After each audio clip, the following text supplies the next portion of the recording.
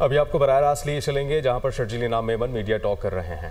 इसलिए दी जाती है और गरीब अवाम उस मुल्क की किसी मुसीबत में है तो उस मुसीबत ज़दा लोगों को किस तरह रेस्क्यू करें, किस तरीके से उनको आप उनकी मदद करें। ये जितने मेरे आज हैदराबाद के सहाफ़ियाँ मौजूद हैं, मुझे वो सारे चेहरे याद हैं जब 2022 का बदतरीन एक पूरा सूबा डूबा हुआ था।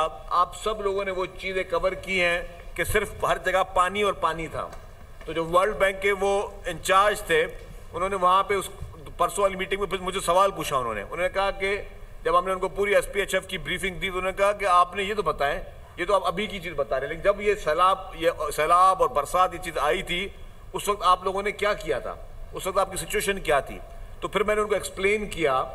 मैंने कहा जी जब ये सूरत हाल आई थी तो हर तरफ पानी और पानी था, लोग बहुत मायूस थे, लेकिन हम भी मायूस थे। हमने कहा अब क्या होगा जब करोड़ों की तादाद में लोग डूबे हुए हैं, तो इनकी हम मदद किस तरह कर सकेंगे। लेकिन chairman Pakistan Peoples Party Bilawal Bhutto Zardari साहब, प्रेसिडेंट आसिफ अली जरदारी साहब, मोहतरमा फरियाल तालपुर साहिबा, इन्होंने जिस तरीके से स्ट्रांग डिसीजन दिए और फिर चीफ मिनिस्टर साहब ने जिस तरीके से इस पूरी सूरत हाल में उन्होंने कहा कि हम सबकी मदद करेंगे। और ये पाकिस्तान के दुनिया की तारीख में पहली मर्तबा था कि हमने कहा कि जी हम उनको जितने भी मुतासरीन हैं उनकी लकड़ियां जो हैं वो गीली थी, उनके पास खाना बनाने के लिए लकड़ी तक नहीं थी। अगर हम पहले राशन बैग देते तो राशन वो बनाते कैसे। हमने फर्स्ट टाइम कुक्ड फूड फराम किया। मुझे याद है इसकी शुरुआत हमने इस हल्के से की। ये अगर आपके दोस्त मेरे गवाह होंगे तो यहाँ से हमने अपनी एम्बुलेंस सर्विसेज में देंगे। हमने कहा गवर्नमेंट की जब मदद आएगी हमने खुद सबने अपनी मदद आपसे शुरू किया, देंगे बना के हमने जो है लोगों के गांवों तक घरों तक बैठ के भेजी है हमने। तो ये था जज्बा खिदमत का। तो हमने वर्ल्ड बैंक के उस वक्त को बताया कि जी हमने पहले ये किया, फिर बहुत सारे इशूज थे। हमने टेंट्स लिए, टेंट सिटीज बनाए, सरकारी इमारतों में हमने लोगों को ठहराया, फिर वहाँ पे उनको मॉस्किटो नेट्स, मेडिकल टीमें, हेल्थ डिपार्टमेंट सब ने इतना प्रोएक्टिवली काम किया कि मतलब अगर किसी NGO के हवाले किया जाता तो इतना मैन पावर किसी के पास नहीं आ सकता। लेकिन पाकिस्तान पीपुल्स पार्टी की लीडरशिप ने, पीपुल्स पार्टी के वर्कर्स ने, पीपुल्स पार्टी के MPs ने, पीपुल्स पार्टी के MNAs ने जिस तरीके से वो काम किया, ये दुनिया की तारीख का बड़ा काम है। हमारी मेमोरी बहुत छोटी होती है, हम तनकीद करने के लिए पहले आ जाते हैं, हम मेमोरी को बिल्कुल याद नहीं करते। हालांकि वही सैलाब, वही बरसातें पंजाब में भी हुई, वही खैबर पख्तूनख्वा में भी हुई, वो बलूचिस्तान में भी हुई। लेकिन क्योंकि पाकिस्तान पीपुल्स पार्टी की हुकूमत सिंध में थी तो इस सिंध गवर्नमेंट ने ये इनिशिएटिव लिया और इसको दुनिया की तारीख का अजीम तरीन मंसूबा बनाया। अब हम शुरू करने जा रहे हैं, हम आपको सारे घर दिखाने जा रहे हैं। हम आपको दिखाएंगे वो घर के जो लोग, हमने उस पर बिफोर और आफ्टर डाला हुआ है कि जो लोग उस वक्त जब जिनके घर खत्म हो चुके थे, मुसमार हो चुके थे, डूब चुके थे, उनके आज उसी जगहों पे उनके अपने पक्के मकानात हैं जो क्लाइमेट रेजिलियंस के हिसाब से बनाए गए हैं कि खुदा न खास्ता इन फ्यूचर अगर कोई आफत आती है तो फिर दोबारा इनको सरकार की तरफ जाने की जरूरत नहीं पड़ेगी। ये उसी घर में अपना गंदुम भी रख सकते हैं, ये उसी घर में अपनी लकड़ी भी रख सकते हैं, ये उसी घर में अपने बैठ के खाने खा सकते हैं। तो ये और इस प्रोजेक्ट को इंटरनेशनली 3-4 फर्म्स ने इसको अवार्ड भी दिए हैं। ये अवार्ड समझे पाकिस्तान को मिला है, भले हुकूमत सिंध की मेहनत हो, पीपुल्स पार्टी की मेहनत हो, लेकिन हमारे लिए सबसे पहले पाकिस्तान है। तो ये टाइटल पाकिस्तान को मिला है, ये पाकिस्तान के लोगों को मिला है। इसी तरीके से हमने फिर उनको जितने भी प्रोजेक्ट से, यहाँ पे सड़कें मुसमार हो चुकी थी, यहाँ पे पूरा नेटवर्क खत्म हो चुका था, और फिर दोबारा जिस तरह पीपुल्स पार्टी की सिंध हुकूमत ने खड़े होकर उस पूरे प्रोजेक्ट को किया, तो मैं समझता हूँ कि ये इसकी तारीख में मिसाल नहीं मिलती। और मैं कहता हूँ पूरे पाकिस्तान का हर पाकिस्तानी, खैबर से लेकर कारूंजर तक, हर आदमी बायस फख्र महसूस करे कि हमारे मुल्क को सिंध हुकूमत के इस अजीम कारनामे की वजह से इंटरनेशनल रिकग्निशन मिल रही है। और वर्ल्ड बैंक ने ये कहा कि ये प्रोजेक्ट ऐसा है जिसको उन्होंने कहा कोई नेपाल में कोई कॉन्फ्रेंस होती है या उसमें उन्होंने कहा कि हमें इस प्रोजेक्ट पर हर कोई पूछता है ये प्रोजेक्ट कैसा हुआ, और उसकी बड़ी डिटेल है। मैं फिर बैठ के कभी कराची में बैठ के आपको उसकी पूरी ब्रीफिंग दूंगा। लेकिन यहाँ पे जो मेरे हैदराबाद के लोग हैं, ये इस मेरी कॉन्स्टिट्यूंसी में बैठे हैं, आप अगर यहाँ से अभी भी मेरे साथ चले तो मैं आपको हर गांव में दिखाऊंगा जहां पे जिस तरह घर बने, कहीं पे 100 घर बने, कहीं पे 200 घर बने, कहीं पे 300 घर बने। और वो आप सोचेंगे 21 लाख घर या 21 लाख अफराद नहीं है, एक घर में जितने लोग लेते हैं तो ये करोड़ों अफराद को, कोई एवरेज 1,20,00,000 लोग जो हैं इन घरों में रह रहे हैं। और उसमें फिर क्या हुआ, इन घरों इसी से जो जिस तरह हमने सर्वेज किए, इसके इसी प्रोजेक्ट की ऑडिट के लिए जिस तरीके से इंटरनेशनल फर्म्स और नेशनल फर्म्स ने बैठ के उसको एक एक चीज को ट्रांसपेरेंट किया, और उसमें कोई ठेकेदारी सिस्टम भी नहीं है कि जी इसमें जो है कोई कॉन्ट्रैक्ट अवार्ड होंगे।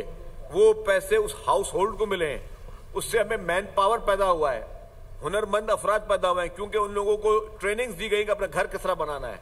फिर जिस तरह उन्होंने घरों की जिस तरह उन्होंने मुख्तलिफ कलर्स में उसकी को डेकोरेट किया है, जिस तरह मुख्तलिफ कलरफुल किस्म घर बनाए, आपको नया आर्ट मिला है। हमें डेटा मिला है कि इसमें कितने स्पेशल अफराद हैं जो इन घरों में रहते हैं। एग्जैक्टली डेटा है हमारे पास कि कितने जो है वो जो खुसूसी अफराद हैं वो इसमें रहे, कितनी खवातीन को फायदा मिला है, कितनी खवातीन को जो है वो रोजगार मिला है। और फिर उसके बाद कि वो जमीन का, जो सरकार की जमीन थी, उस जमीन का टाइटल उनको मिला है। जिनके पास कोई एक पैसे की प्रॉपर्टी नहीं थी, अब वो अपनी प्रॉपर्टी के मालिक हैं, जमीन उनकी, मकान उनका, और वो हुकूमत सिंध ने जिस तरीके से उनको बना के दिया है।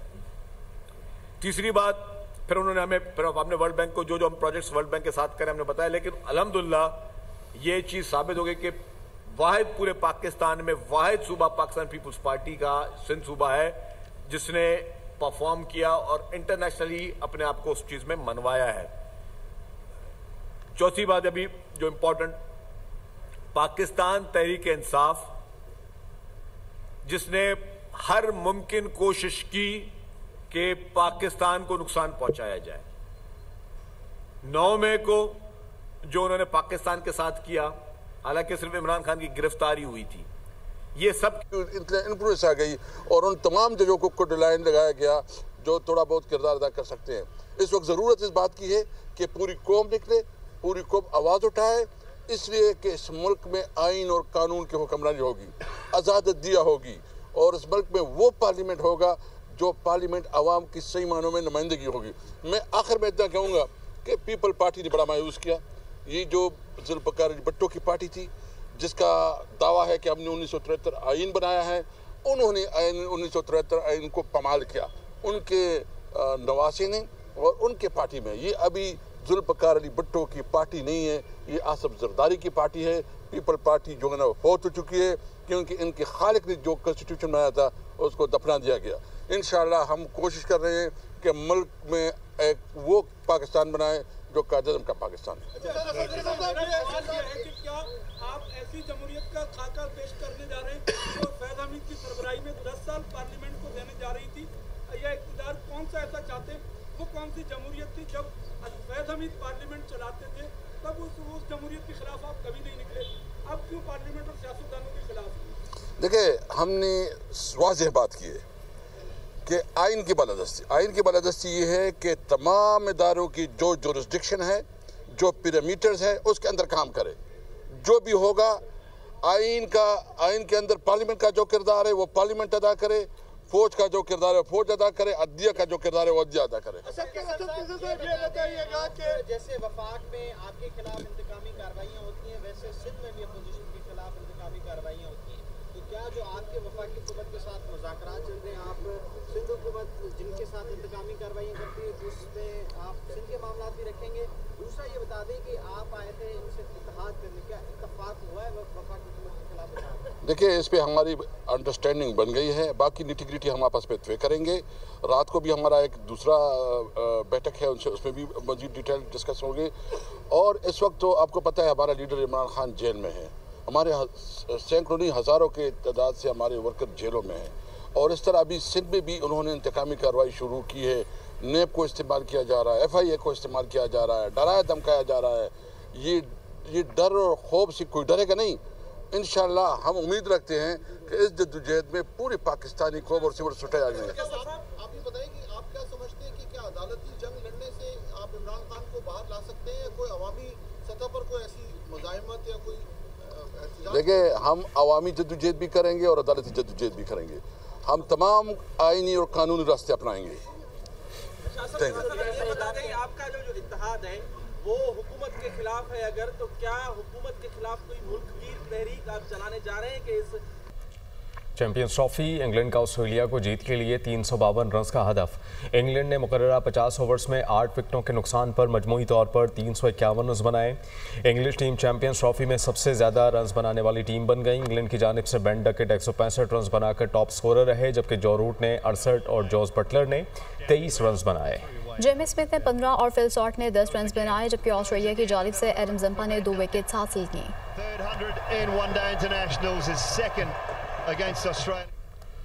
चैंपियंस ट्रॉफी में बड़ा टाकरा कल होगा। पाकिस्तानी टीम प्रैक्टिस के लिए दुबई क्रिकेट स्टेडियम पहुंच गई। पाकिस्तान और भारत के दरमियान मैच कल दुबई में खेला जाएगा। बात करने के लिए अशर अशफाक दुबई से हमें ज्वाइन करेंगे। अशर, कैसी तैयारियां हैं पाकिस्तानी टीम की कल के मैच के लिए? जी बिल्कुल, अभी कुछ ही देर पहले मकामी वक्त के मुताबिक 5:15 पर Pakistani cricket team Dubai cricket stadium में पहुंच चुकी है। पूरी टीम का मोराल काफी बुलंद नजर आ रहा है। प्रैक्टिस सेशन में अपना पूरा बॉलर्स जो शहीन है, हारिस है, वो पूरे पेस से बॉलिंग कर रहे हैं। लेकिन एक चीज अभी हमें देखने में थोड़ा सी तशवीश हो रही है कि अभी बाबर आजम नहीं पहुंचे प्रैक्टिस। ठीक है अशर, इस मुतालिक आप हमें अपडेट कर रहे थे, आपका बहुत शुक्रिया। आईसीसी चैंपियंस ट्रॉफी में बड़ी टीमों के बड़े टाकरे, शानदार इवेंट पर दुनिया न्यूज़ की स्पेशल ट्रांसमिशन। मोहम्मद इरफान, तौफीक उमर, डॉक्टर हफीज जवान के तबसरे। दुनिया न्यूज़ की स्पेशल ट्रांसमिशन में डिप्टी बरतानवी हाई कमिश्नर ज़रवर खसूसी मेहमान। ज़रवर ने कहा कि पाकिस्तान खेलों के लिए एक महफूज मुल्क है। 29 साल बाद पाकिस्तान में चैंपियंस ट्रॉफी का इनेकाद इसका सबूत है। गुज़श्ता 3 साल से पाकिस्तान में मौजूद हूँ और इंग्लैंड की टीम 2022 में 2 मुल्की सीरीज़ के लिए पाकिस्तान आई थी, जो ज़बरदस्त तजुर्बा था। I'm wearing England's t-shirt for today, but on the back I've got Pakistan. I've been lucky enough to be here in Pakistan for the last 3 years while England came back in 2022 after 17 years for a bilateral series, and then last year for this series, test series in October last year, which was fantastic. I mean, particularly for Pakistan, as you thrashed us. But yeah, it's really fantastic. And so I think the England team here are they're really familiar with Pakistan, and they've really enjoyed their time, and I'm sure they're really enjoying being back. I was listening to some of the interviews yesterday. So now all the teams, they think that Pakistan is a safe country for cricketing. Yeah, I mean, look, you're doing a fantastic job of hosting this tournament. First time for 29 years, I think, that tournament here. So it's a really fantastic thing. Yeah. Mustafa कत्ल case, मुल्ज़िम अरमगान के दोस्त शिराज का बयान सामने आ गया। मुस्तफ़ा को कई घंटे तशद्दुद का निशाना बनाया और हब में जला दिया। मुल्ज़िम शिराज का ये बयान सामने आया। मुस्तफ़ा को ज़ख्मी हालत में गाड़ी में डाला और शिराज की जानिब से इंकशाफ किए गए हैं। लालच और लग्जरी लाइफस्टाइल ने मुझे मुतासर किया। मुस्तफ़ा की गाड़ी को आग लगाने के बाद कई घंटे पैदल चलते रहे। कुछ अरसे पहले अरमगान और मेरी दोस्ती ख़त्म हो गई थी। अरमगान घर आया तो फिर दोबारा दोस्ती हो गई। मुल्ज़िम शिराज की जानिब से ये इंकशाफ किए गए हैं। अरमगान का लाइफस्टाइल देखकर मुतासर हो गया था। एक तो ये अफसोस है कि मैं इससे जो है, ये मेरा बचपन का बेसिक स्कूल का दोस्त था और बीच में बिल्कुल कट गए थे। ये अभी कुछ टाइम पहले दोबारा मेरी लाइफ में आया। इसका थोड़ा सा लग्जरी लाइफस्टाइल देख के ना, इसके पास पैसे वैसे, बड़ी गाड़ियाँ, इस तरह की चीज़ें देख के मैं इससे इम्प्रेस हो गया। ये है मेरा कसूर कि मैं इससे जो है ना दोबारा से कनेक्ट हो गया। एक तो ये अफसोस है कि मैं इससे जो है, ये मेरा बचपन का बेसिक स्कूल का दोस्त था और बीच में बिल्कुल कट गए थे। ये अभी कुछ टाइम पहले दोबारा मेरी लाइफ में आया। इसका थोड़ा सा लग्जरी लाइफस्टाइल देख के ना, इसके पास पैसे वैसे, बड़ी गाड़ियाँ, इस तरह की चीज़ें देख के मैं इससे इम्प्रेस हो गया। ये है मेरा कसूर कि मैं इससे जो है ना दोबारा से कनेक्ट हो गया। मुस्तफ़ा आमिर कत्ल केस में मुल्ज़िम अरमान और शराज के जिस्मानी रिमांड में 5 रोज़ की तौसी। ATC कराची ने मुल्ज़िमान के जिस्मानी रिमांड में तौसी की इस्तदा पर महफूज फैसला सुनाया। अदालत का मुल्ज़िम अरमगान और शिराज का मेडिकल करवाने का हुक्म।